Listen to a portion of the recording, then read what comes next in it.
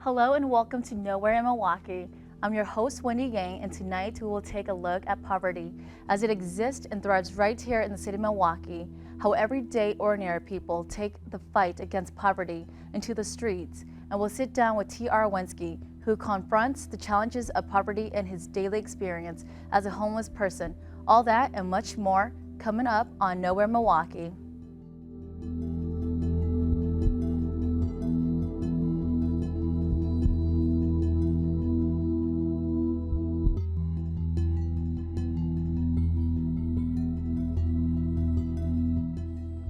In the last 10 years, the rise of poverty in the city of Milwaukee have become a constant as we begin to see more and more of what it can really do. Although in plain sight, it is a topic that is rarely talked about. We have a very special guest with us today. I would like to introduce Miss Eva Welch from the Street Angels Milwaukee Outreach. Thanks for having me, Wendy. Thanks for joining us tonight. Absolutely. Thank you, Miss Welch, for joining us tonight. Why don't you tell us a little bit about yourself and Street Angels? I'm born and raised in Milwaukee. Street Angels was formed just about a year ago. Okay. We started after a warming station. A lot of us volunteered and decided to continue and actually hit the streets with our mission. Okay. We go out 3 nights a week and we bring out basic human necessities, clothing, food, hygiene items, blankets, tents, and we also pride ourselves on bringing out a lot of hope. We consider ourselves hope dealers. Okay. And since we're talking about poverty in Milwaukee, why don't you give us your own perspective of poverty here in Milwaukee? Poverty, in my opinion, is a struggle to survive, Okay. a struggle to make basic ends meet. Poverty can represent a lack of education, a lack of proper employment, a lack of affordable housing. I don't know what the answers are to solving poverty, but I do know that me and my team want to do as much as we can for those who are living in absolute poverty, which would be the homeless community of Milwaukee. Okay, and are you a nonprofit organization? We are a nonprofit organization. We have become 501c3 as of recently. Okay. We started as grassroots and we're growing from there. Okay, and how many volunteers are involved? There's probably about a group of 8 that actually hit the streets, but then we have a Facebook group with over 2,500 followers, and that's where a lot of our support comes from. Okay, thank you. And that brings us to our first segment for tonight's show. Producer Khoua Thao shares some of the faces of poverty.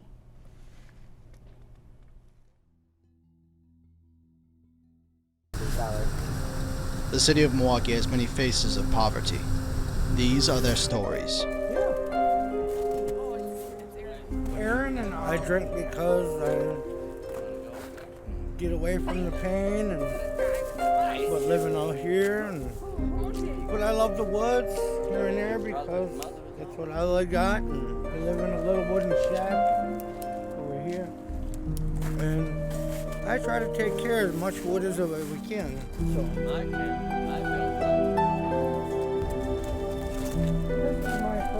The homeless work together to assemble shelter with which to defend themselves from the long, cold dark that threatens to consume them. I can still fix it up for someone to sleep into. Nobody at the moment. That's just a storage at the moment. Come on, come here. I'll show you my crib. My crib. See? How's that? See? I need more blankets, more pillows, more stuff. You know? That's how we live. That's why I put this blanket up over the door thing. Pues, ¿qué más puedo decir? Yo no puedo más decirles más, porque pues aquí estamos recibiendo toda esa ayuda de todos los hermanos de la radio, de la televisión, como ahorita que nos están aquí entrevistando y todo, y estamos recibiendo todas esas ayudas. Gracias a Dios estamos aquí vivos y pues sí. Es ok. Todo lo recibimos con la gracia de Dios y de ellos. Estamos aquí estamos recibiendo todo eso. ¿Cuántos años tiene aquí? ¿Y tú? ¿4 años? 4 años yo.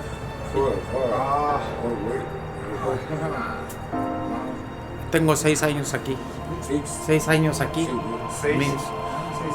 6 años. 6 years. 6 años aquí, viviendo, malviviendo. Y pues aquí estamos. Sí, ya. Les deseo a todos feliz año nuevo, que Dios los bendiga y que, pues sí. On the weather, depending on circumstances, you gotta be available to change your plans. I often I go to the library often because it's warm and it's dry and I like to read.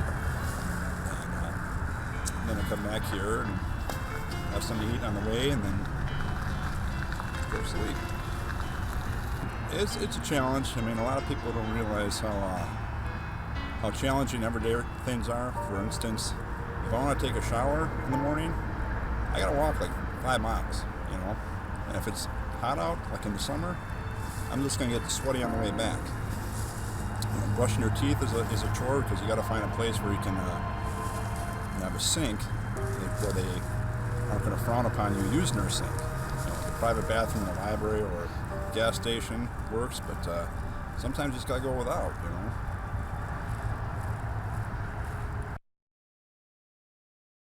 Well, that was eye-opening to see that there are real people living in very poor condition in the city of Milwaukee. What causes our city's increasingly rate of poverty, Eva? I mean, in my opinion, I think it's, again, coming from the lack of affordable housing and the lack of education, mainly. I mean, without an education, if you work a minimum wage job, 40 hours a week, you're not going to be able to afford a 1-bedroom house. Right. What do you think are a few solutions to help with that? And it's going to keep going back to affordable housing would be one thing. Okay. And maybe more wraparound care. There's people that, when you're living in poverty, you're not being taught certain things. You're not being taught how to balance a checking account. You're not being taught how to do things that you and I find fundamental, but right. A lot of times when you're living in poverty, what you're trying to do is survive, and that's your main focus, and that's what you think about. Right. So with your organization, do you guys help the homeless people with that? We try to, as best as we can. We like to consider ourselves an extension cord in the community, someone that they can reach out to when they're ready to use those resources, so we can try to connect them to them and help them get through the system. Sure. Sometimes that in itself can be a challenge. Okay. Even, making a phone call and pressing the right numbers and getting to the right person and getting the right answer. Right. So what are some of the areas that you guys serve in? We're actually pretty much all over the greater Milwaukee area, south side, downtown, east side. We touch the tip of the north side, West Dallas.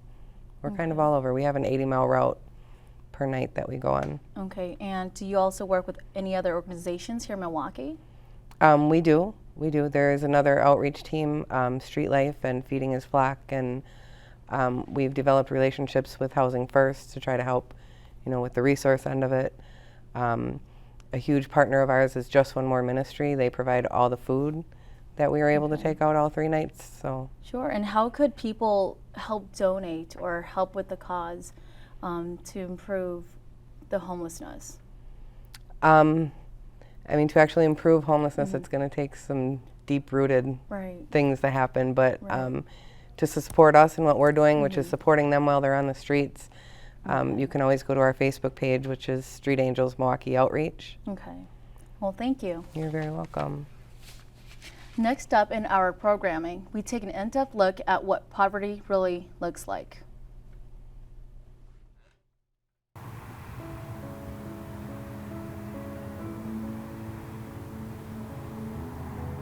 Initially because I got sick, lost my job, lost my home.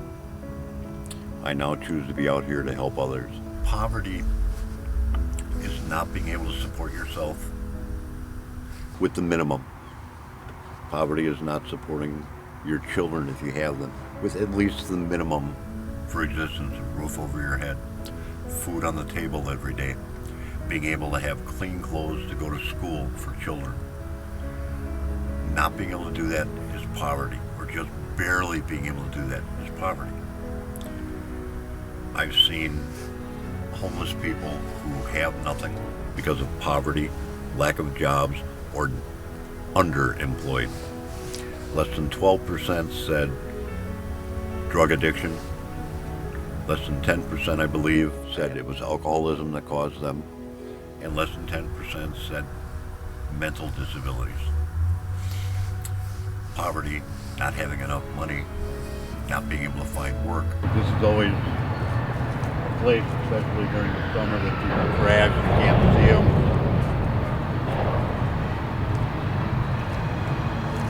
First time I walked into a meal site homeless, I was frightened. I didn't know what to do. When it came to me, I knew what other people were doing. I didn't have a clue what I could do to survive. I learned from people that I knew, people that I became friends with, who showed me the ropes, and now I try to help people the same way. I'm also able to help them find resources in Milwaukee to get help, whether it's connecting them with someone in the government bureaucracy that can help them, whether it's another outreach group that might be able to provide a service that they need so that they can get the help they need. It's been a long journey. Hasn't always been fun, but for the most part it's been rewarding. I'm glad I've been on this road so far, and I hope that it continues.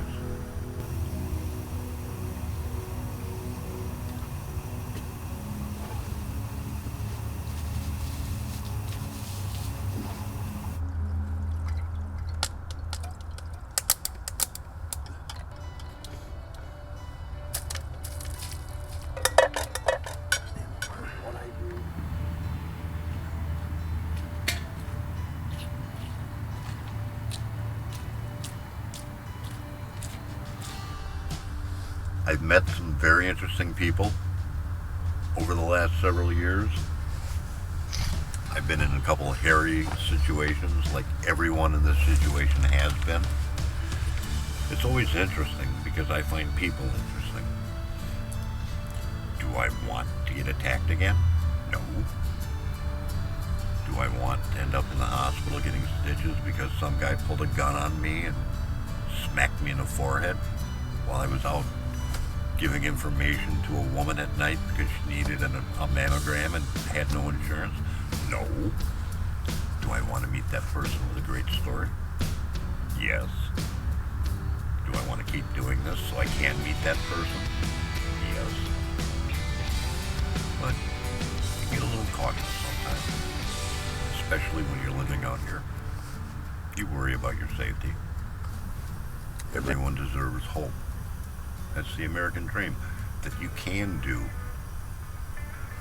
Sometimes it's a very small thing when it comes to two people relating. Not the major thing that a lot of people are thinking about right now when it comes to the whole country or the planet. We have to start somewhere. So that somewhere is right here, in the streets of Milwaukee. I think I've been on this journey my entire life. Did I realize it every day of my life? No. The last 10, 12 years, it's become a sharper focus. I'm still learning. I'm still getting better at being a person. I'm still getting better at helping people. hopefully I'll never stop getting better as a person or being able to help people. I would like more people to feel that way. See what we can do. It all starts with you, me, sweet angels who really want to make a difference. We have a long way to go in Milwaukee when it comes to that. Well put. Now for our interview segments. TR Winsky joins me to elaborate more about what the causes and implications of poverty is. Now you've touched on a small portion about what poverty is in the segments we just watched. Can you elaborate with us about your current endeavors as a homeless person? Sure. I work with the Angels and a few other outreach groups. I walk 6 to 10 miles a day, handing out toiletries, socks, underwear, gloves, whatever I find someone needs. Saturday I was able to get one of the guys batteries for a radio and a flashlight. Wednesday we're going to be hooking someone up with some propane for a heater because it is winter and it's cold out there. Definitely, it is cold. It's still winter. Do you have any family and relatives? I have family. 3 of my 4 children still live in Milwaukee. 5 of my 6 grandchildren are here. My parents are here. Okay. And do they know that you are living homeless? My children do, and they pretty much back what I do, although sometimes they question the fact that I'm choosing to be homeless at this point because I can help people more. My mom is probably finding out right now. And could you touch more on your experience and what you've seen so far and what the public I've seen a lot individuals could do to help out? I've seen a lot of despair, but I've seen a lot of hope and happiness too. Handing someone brand new socks, a simple thing like that can make someone very happy. I talk every day with one young man who's concerned about his safety every day. He's worried that he's going to get hurt being homeless. Talk to a lot of people, myself feeling the same way. People look down on people who are homeless, not understanding why they might be homeless. Yes, drug or alcohol issues are there. Yes, mental health issues are there. Sometimes it's just bad circumstances. I got sick and lost my job in my home, became homeless. So with your experience, do you see that a lot of these homeless people are older or younger? We run the gamut. Earlier today, I was talking to a 19-year-old young man who just became homeless. And I know homeless people who are in their 60s, everything in between. There's no one demographic, age group for homeless. Is there anything you would like to say for the people out there in Milwaukee? Yes, homeless people are human. I've said it before and I'll say it again. Respect goes a long way. Just because someone's homeless, don't look down on them. Right, right. Well, thank you, TR, for being with us tonight. My pleasure. Appreciate that. Thank you very much for coming to share your experience with us. Next, the the fight against the poverty where it exists, and that is right here in the streets of Milwaukee. It's nice to see everyone coming there together. Oh man, I was wondering what happened to you. I guess we're a little bit different than, say, a homeless shelter or a warming center. 3 nights a week, we actually go in our vehicles to about 30 different camps throughout Milwaukee County, which totals up to right now, about 50 people a night. In the summer, that doubles. So we are traveling 70 miles around the city, providing meals, hygiene, basic needs to anybody who needs it. And to date, we're well over 10,000 meals in 1 year. Our mission statement is being the extension cord to provide people, to be able to connect them to the resources, the housing, medical treatment, etc. My definition of poverty is basically people who can't afford to survive the way that some of us are able to. Poverty could include not having food, not having shelter, not having clothing, or having the bare minimum of everything. Poverty is working 2 to 3 jobs and still not being able to provide for your family. We like to look at the meals as a tool. A lot of the people that we interact with are very mistrusting because of what has happened to them throughout their lifetime. So we like to look at the meal as a tool to open up a relationship between that person and get them to trust us. And we've built some tremendous, real, amazing friendships out here. So we like to look at ourselves as hope dealers because we can see the joy in their faces when we pull up with all these donations that were given to us from people that have never even met them. And you can see how much it means to them to know that there's people that care. People that don't even know them care.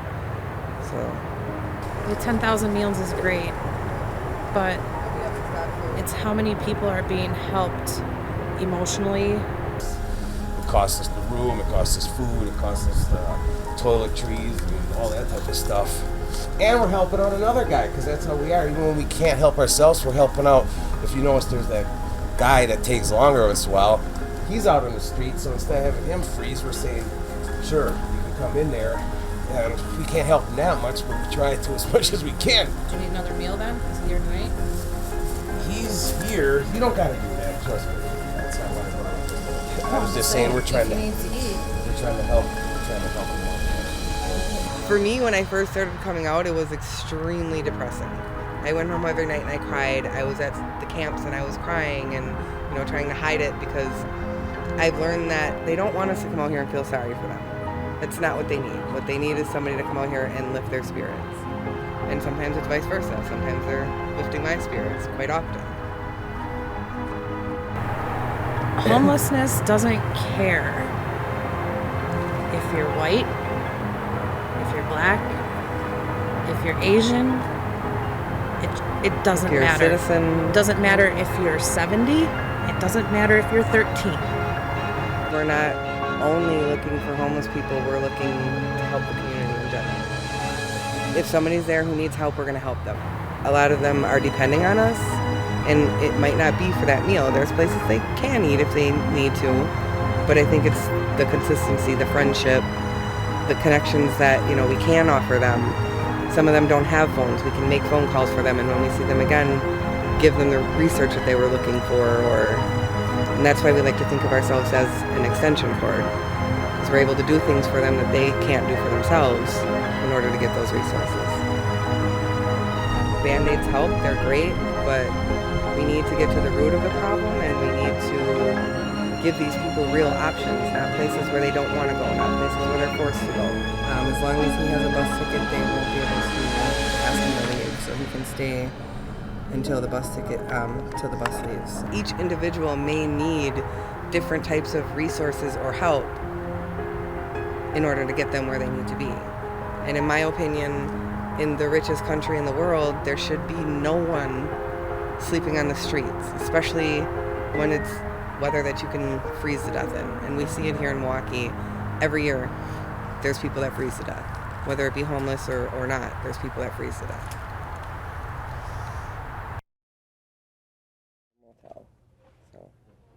Now, according to HUD. It's nice to see everyone coming together to speak their mind and share their experience with us. There are so many ideas from multiple sides that are brought to the table, and all it takes is a ear to listen to someone, to be heard. It is a serious issue that affects us all, no matter where you are in life. If you'll just open up your eyes, even for a brief moment, you will see that poverty really have no discrimination regarding status, race, or gender. Next, Khoua Thao shows us the full impact of poverty here in Milwaukee, Wisconsin. Poverty can strike a harsh blow at times. When it strikes, it can be swift and deadly. This time, it had struck a young man by the name of Anthony Sander, whom in his fight against poverty have ultimately lost his life. To Anthony as he begins his life in spirit. We unite in our thoughts and hearts as we ask that he be surrounded by the love and healing we know is so freely given by those who live in the light. No matter what he faced, he was smiling. No matter how he felt inside, he was laughing. And it gave me such inspiration to know that a man sleeping under a bridge who had absolutely nothing could still be happy. It gave me hope. And I for one, was very encouraged to hear about his overcoming the alcohol and other influences. It's not an easy road, not an easy road for anybody, but with the stress and the drama and the lifestyle that we live, it's even more hard. Even though it's been a sad occasion, it's a happy occasion in spite of. We've all came together and celebrated life with my nephew. We hope that his spirit will linger on in the heart of his friends and his family. Despite the tragedy that follows in the footsteps of poverty, it had brought a community of people together. And with an understanding of what poverty is, comes the light of hope. Okay, so that's all what we have today. I would like to thank Ms. Welch and TR Winsky for joining us for tonight's show. Thank you for having us. you two here with us. Thank you.